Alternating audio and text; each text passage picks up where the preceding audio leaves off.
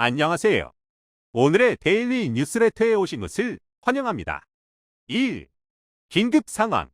2. 영국의 깜짝 제안. 3. 배신자는 벌을 받는다. 한번 진실을 알아봅시다. 최근 러시아 우크라이나 상황으로 그 어느 때보다 방산무기의 수요가 높은 상황입니다. 특히 러시아의 위협을 직접적으로 받고 있는 동유럽 국가들과 언제 터져도 이상하지 않은 중동의 분쟁 지역 그리고 중국이 호시탐탐 노리고 있는 대만까지 서로 약속이라도 한 것처럼 국방 예산을 사상 최대치로 끌어올리며 방위 산업에 적극적으로 투자하고 있는데요. 일본 역시 마찬가지입니다. 러시아에 대한 국제 제재를 가장 강력하게 주장하는 중인 일본은 유엔 상임이사국에서 러시아를 퇴출시키고 자신이 들어가기 위한 작업에 착수했습니다. 최근엔 국제유가가 폭등해 러시아가 이익을 보고 있다며 러시아산 원유의 가격 상한선을 정하자고 주장했습니다. 일본이 주장한 가격선은 배럴당 40에서 60달러로 현재 국제유가의 절반 정도 가격입니다. 이렇게 러시아의 국제적인 영향력을 감소시키고 우크라이나 지원을 통해 러시아의 국력을 소진시켜 러시아와 영토 분쟁을 겪고 있는 쿠릴 열도를 다시 되찾아오겠다는 목표를 가지고 있습니다. 일본은 이런 목적을 가지고 군사 대국화를 첨예하며 국방 예산을 2배가량 증가시키는 것을 논의 중입니다. 일본의 집권당인 자민당에선 우크라이나 상황을 빌미로 삼아 그동안 GDP의 1%로 설정되어 있던 국방비를 2%로 올리자는 방안을 정부에 제안했습니다. 단순 계산으로 1년 만에 2배가 오르는 것입니다. 일본은 이렇게 높아진 국방비를 통해 세계에서 가장 앞서 나간 6세대 스텔스 전투기를 만들기 위한 계획을 하고 있습니다. 지난 5월 영국에서 열린 G7 정상회담에서 일본은 영국과 공동으로 6세대 스텔스 전투기 연구 개발에 합의했고 이를 위한 예산까지 특별 편성한 것으로 알려졌습니다. 하지만 최강의 스텔스 전투기라고 알려진 F-22 랩터마저 5세대 스텔스인 마당에 일본이 6세대 전투기를 상용화하기란 사실상 불가능하다는 의견이 나오고 있습니다. 이 배경엔 기술력을 자랑하던 일본의 핵심 제조업체가 수십 년 동안 성능 조작과 불량 제품을 납품한 사실이 드러났고 일본의 계획대로 가다간 개발비와 생산 단가가 조 단위로 높아져 총리가 바뀐 영국에선 일본의 기술력과 가격을 문제 삼으려 일본과의 전투기 프로젝트를 전면 취소할 것으로 보이는 상황입니다. 여기에 마음이 급해진 일본은 미국을 찾았지만 별다른 소득을 거두지 못한 것으로 알려졌습니다. 이렇게 일본의 전투기 사업이 공중분해 되어버린 상황에 한국의 차세대 스텔스 전투기 KF-21 사업은 대형 호재를 맞이한 상황입니다. 요동치고 있는 국제 정세와 함께 관련 소식을 자세히 알아보겠습니다. 최근 아베 총리가 세상을 떠나며 많은 일본 국민들은 아베가 살아생전 추진해왔던 정책들을 더욱 지지하고 있는 상황입니다. 대표적으로 일본의 적기지 공격 능력을 확보하고 최첨단 무기들을 자체 생산하여 해외 방위 산업에 의존하지 않는다는 계획입니다. 하지만 일본의 이런 정책엔 큰 걸림돌이 있었습니다. 1967년 일본은 무기 수출 3원칙을 제정하며 사실상 무기 수출을 전면 금지해왔습니다.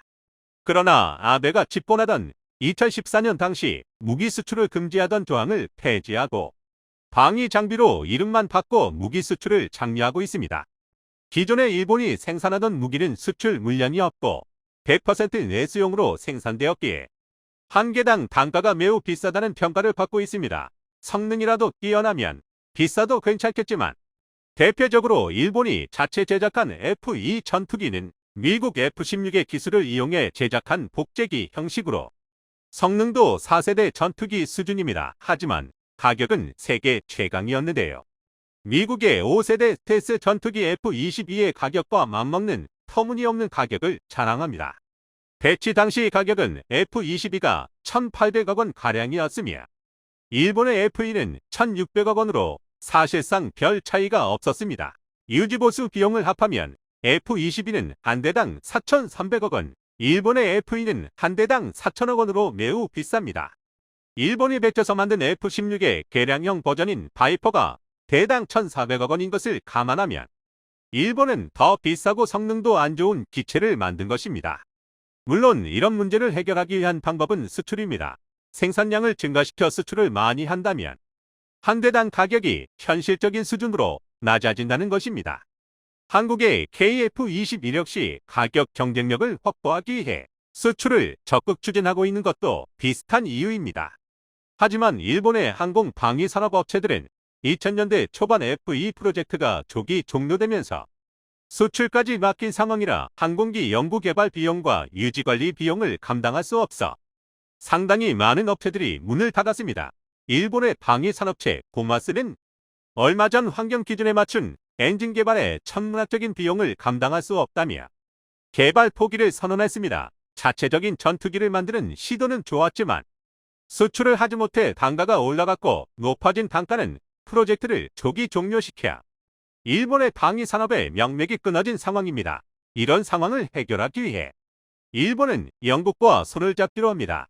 지난 5월 영국에서 열린 G7 정상회담에서 일본과 영국은 6세대 전투기를 공동으로 개발하기 위한 방안에 합의했다며 일본의 현지 언론들이 일제히 보도했습니다. 일본 방위성은 2035년부터 순차적으로 퇴역하는 F2 전투기를 대체할 만한 차기 전투기를 개발할 계획이라고 밝히며 세계 최고의 스텔스 성능이 포함된 6세대 전투기가 될 것이라고 밝혔습니다.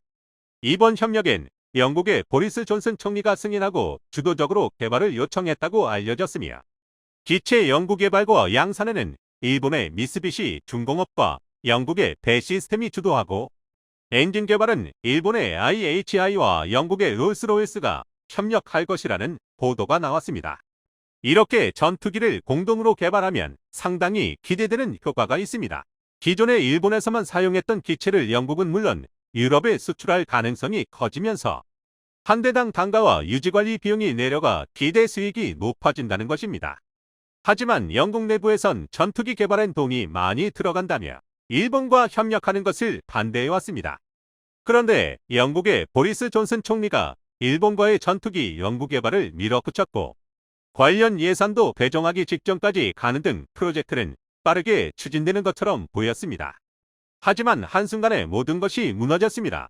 7월 현재 보리스 존슨 영국 총리가 여러 가지 정치적인 실수로 총리 자리에서 내려오게 되면서 주도적으로 추진해왔던 프로젝트가 완전히 침몰하게 될 상황에 놓인 것인데요. 여기엔 일본의 대표적인 철강업체인 일본제강이 24년 동안 원자력 발전소를 비롯한 인프라 시설에 불량 제품을 납품했다는 사실이 드러났습니다. 아사히 신문은 일본 제강 측이 검사 데이터를 거짓으로 기재해 1998년부터 최소 24년 동안 기준 미달의 철강 제품을 판매해왔다는 사실을 보도했습니다. 전문가들은 일본 제강의 데이터 조작에 우려되는 부분은 원전과 같은 산업시설도 문제지만 군사장비와 시설에도 있다고 분석했습니다.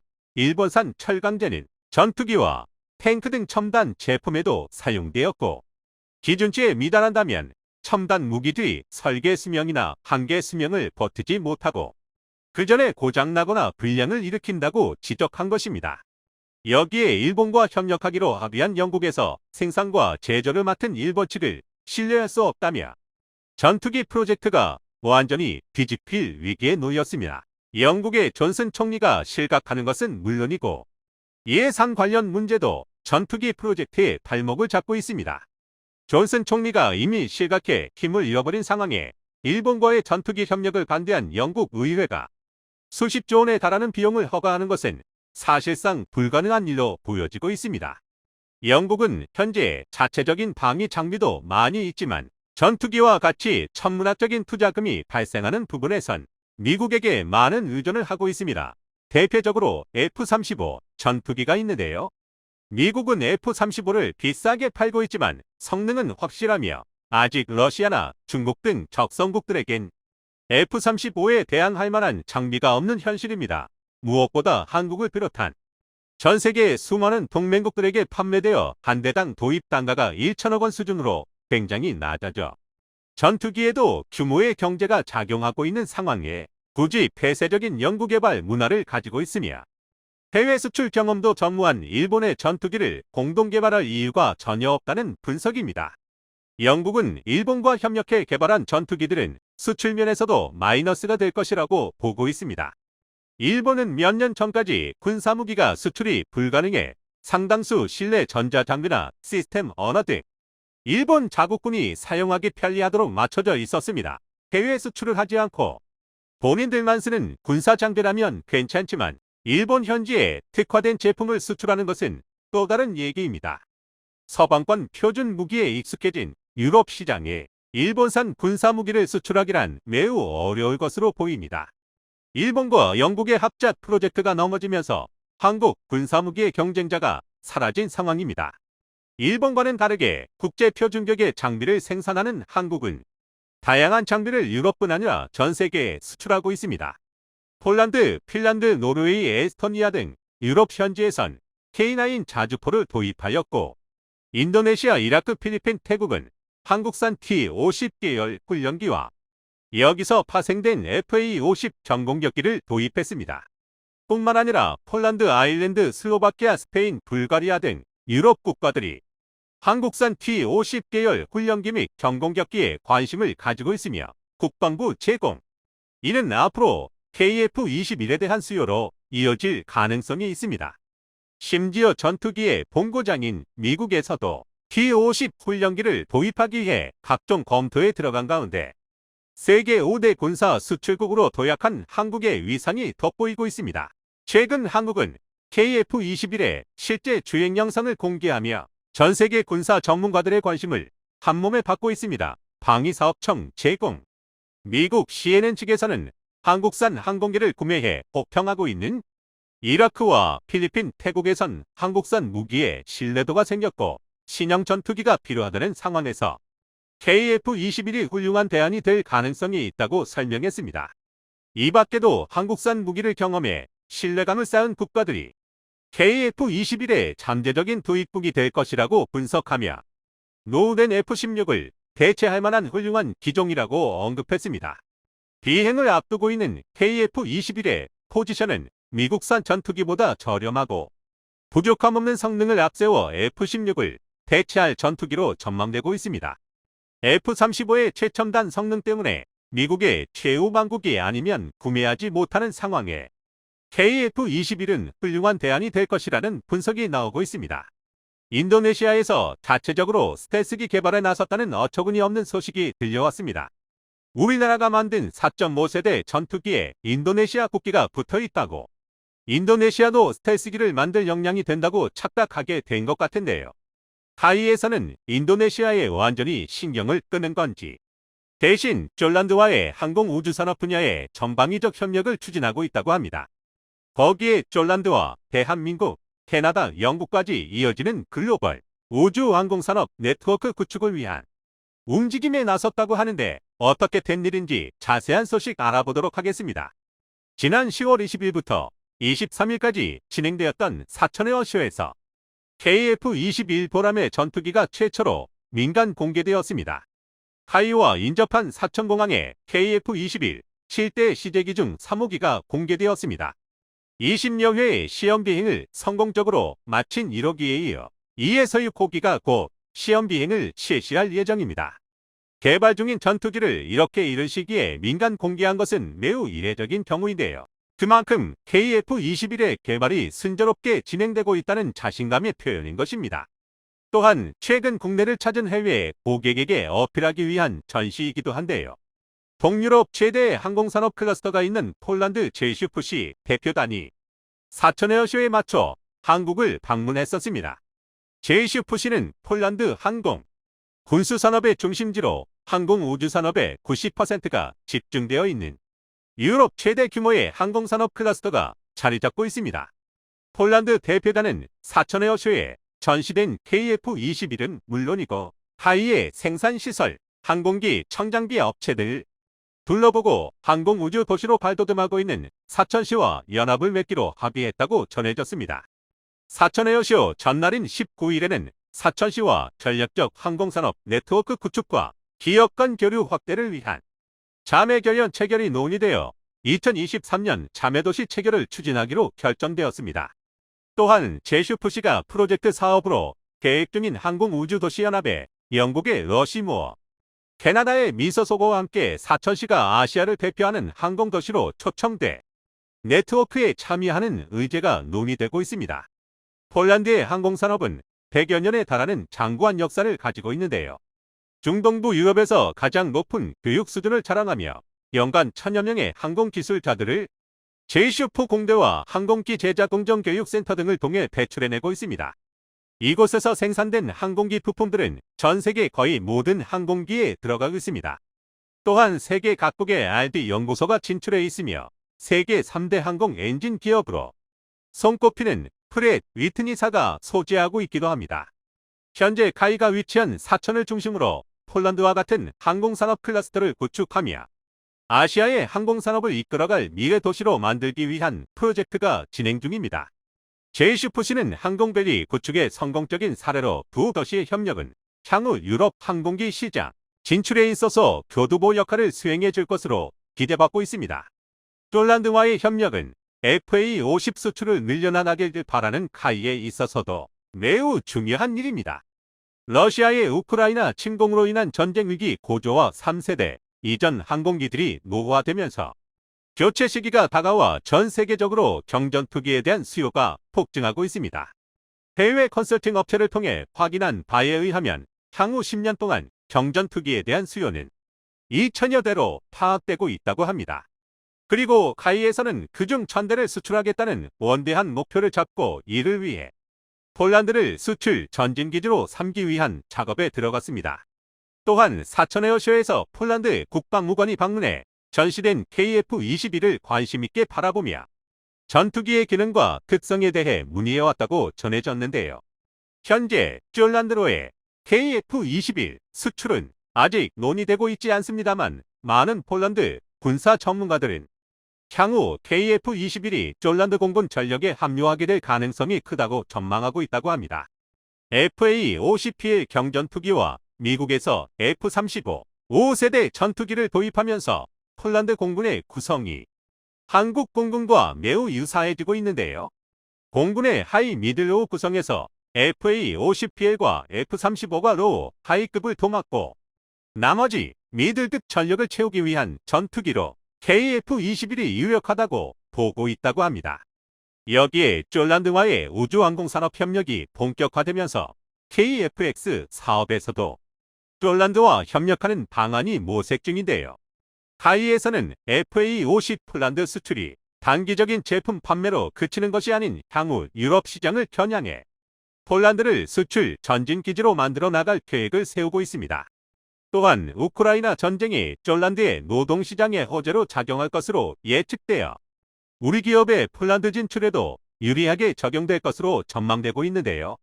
우크라이나 전쟁 직후 폴란드에서는 가장 많은 우크라이나 난민을 수용하면서 2022년 6월 기준 약 379만 명의 우크라이나 난민이 폴란드로 입국했다고 합니다. 그런데 이렇게 유입된 인력이 7년 전부터 인력 부족 현상을 겪고 있단 폴란드의 노동시장 공백을 메워줄 것으로 기대받고 있습니다. 폴란드의 실업률은 3%대를 유지하면서 EU 전체 평균인 6.2%보다 낮은 수치를 기록하고 있었는데요. 인력 공급이 원활하지 않아 인력 부족 및 지속적인 임금 인상 압력이 나타나고 있었습니다.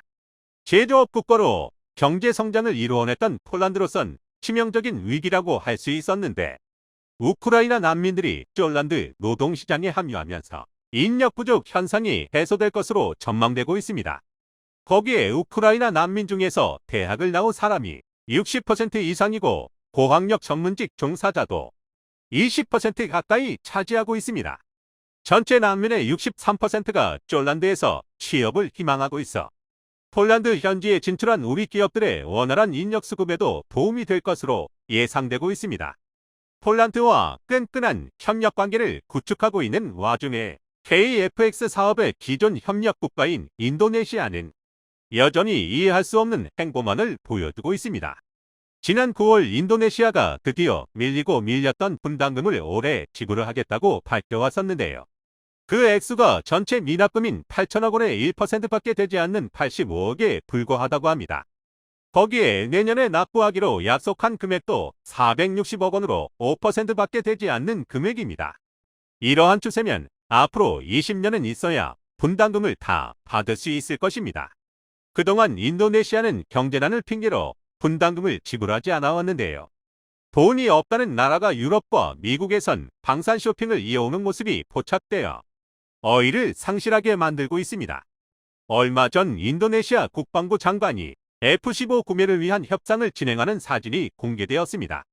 지난달 21일 인도네시아 국방부 장관 프라보오 수비안토가 직접 워싱턴을 방문하여 미 국방부 장관과 회담을 가졌다고 합니다. 인도네시아는 이 회담에서 F-15EX 전투기 구매를 원한다는 의사를 밝혔습니다.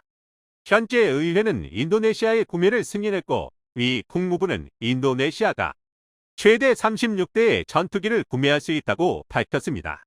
인도네시아는 KF-X 사업 분담금으로 낼 돈은 없다면서 각국 전투기들을 쇼핑하기 시작했는데요.